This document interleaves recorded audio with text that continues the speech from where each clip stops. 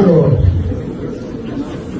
les légumes, comme le journal des Congo Fort TV, reviennent sur la question de la Constitution.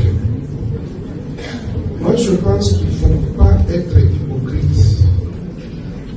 Quand on aime son pays, quand on aime son chef, on lui dit la vérité.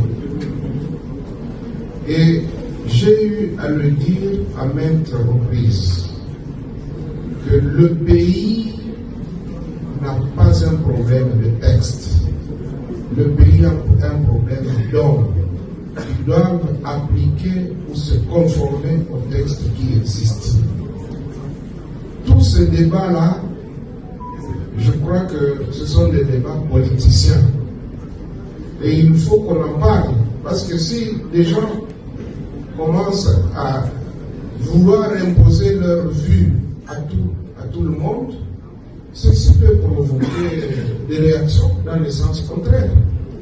C'est pour cette raison que nous disons que ceux qui ont des préoccupations qui concernent la Constitution, qu'ils viennent qu'on se mette autour d'une table et qu'on en parle.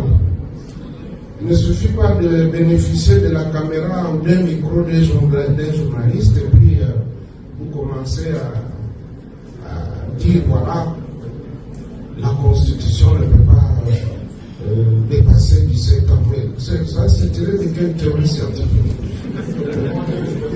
Quelqu'un d'autre disait ici que même des gens âgés de 60 ans, de 50 ans, font preuve d'immaturité dans leur gestion.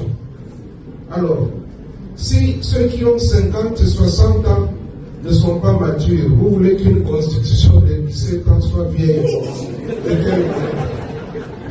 Non, disons la vérité.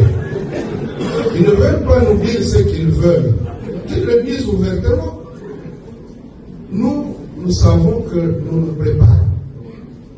Et notre famille politique, au jour d'aujourd'hui, bénéficie de la confiance de la grande partie de la population. Travaillons pour que nous puissions continuer cette action-là. Mettons-nous au travail. Évitons des petits jeux. Non. Moi, je ne suis pas dans ce débat-là.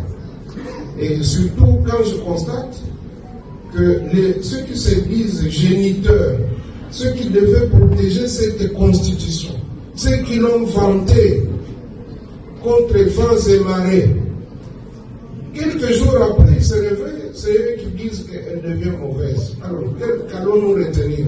Ce qu'ils avaient dit avant, ils avaient dit avant, ou bien ceux qui disent maintenant? À vous de juger.